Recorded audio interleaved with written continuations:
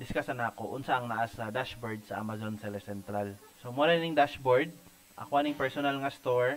So ang makita nimo diri kay nakay makita diri sa upper left triple line. Kung i-click na nimo makita nimo ning catalog, inventory, pricing, order, advertisement, stores, growth reports, payments, performance app, B2B brands and learn. So pwede ka ma-learn diri sa Seller University. So pag i-click nimo ning account, kani pwede ka kabalhin og unsa nga marketplace like Canada. Ako approve na ako sa Canada, approve na po ko sa Mexico. So kining tulo ka country pwede na ako ni baligyan. Tapos kini siya kung sa Chrome pa mo ning mga tab, pwede ka mo pin diri. For example, ato ko diri gusto na ako ipin ang orders kini. Ato lang ako hover na ako mouse kini, click na ako ni kining murag flag. Na siya diri manage orders. Ana. So murag muna purpose para shortcut ba. Mo man ning ginagamit na para me. Okay? Kini sales, din na makita kung pila ang sales. For example, aring January 27, nakuha $198 nga sales. 28 wala, 71.29, 30 wala, gahapon 77, itong isa kadlaw 70 kagahapon wala.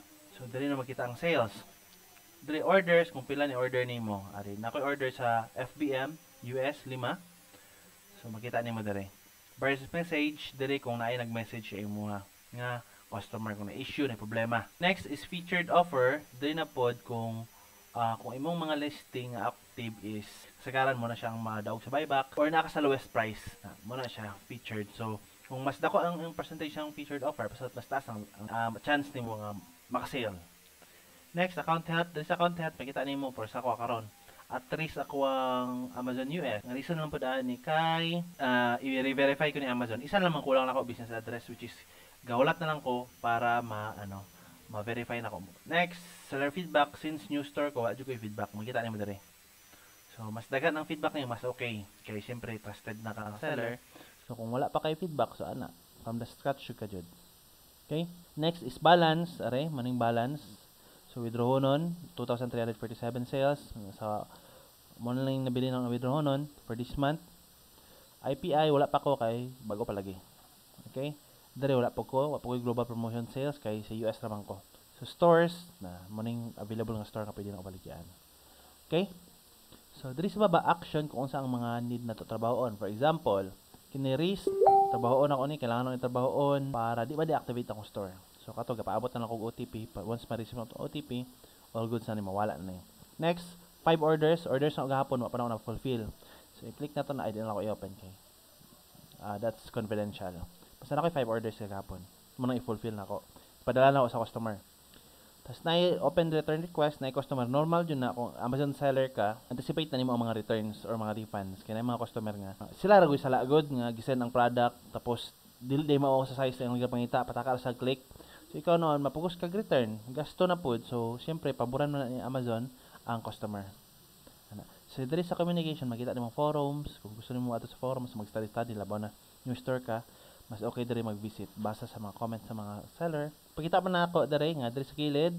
Kung gusto ka mag-add product, magdunga og listing sa Amazon, ato ka sa catalog, add product or kung mag-create kag listing nimo sarili. Pwede pa nimo makita diri ang application nimo kung gusto ka magpa-approve og brand. Kaya na mo mga brand nga dili ka allow mag-sell.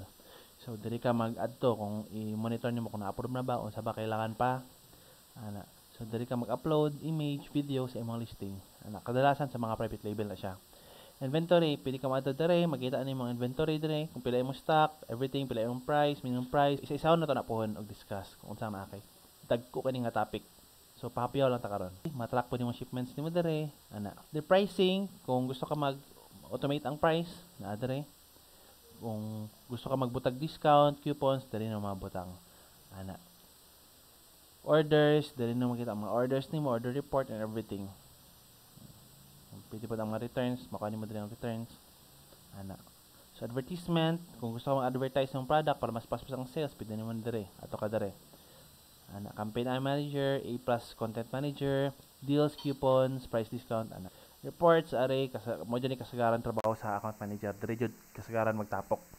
Labaw na if you're working in an agency nga nasa lay multiple Amazon sellers na gina-manage.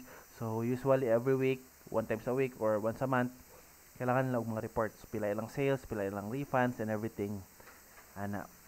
So diri nimo i-extract tanan.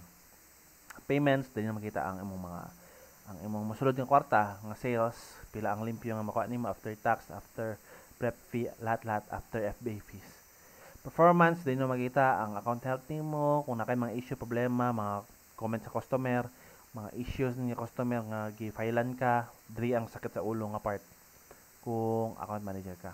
Brand, yan, for private labeling, yan. If you want to learn more about sa Amazon, dere. Ako hilig kong basa ani halos everyday nabasa na ko ni laban yung forum. Kay bisan bisan dugay na ko in 3 years, still learning Japan kay dako ang Amazon. Next dire, kining messages, click na yung messages, nakita mo mga message ako mas customer. Dere, ako wala. Solve na nako mga issue nila. Kining gear icon, pwede na makita dire ang account info nimo, global account, yung notification, login settings, kung mag-ilis ka password dire, shipping settings, kung pila ang fees na ipabutang nimo, sa tax, kung kinsa mo taga-add permission sa imong store, and everything. Kung mag-contact ka sa Amazon support, dire sa help. So get help and resources, mga cases nimo, dire na makita. Okay, dire kini language, kung dili ka balong English, set nimo imong imong language dire. Ay yun lang. May search bar, pwede nimo i-search dire kadalasan ang pag-search nimo dire magawas ang sa forum sa University kung sa mga questions nimo.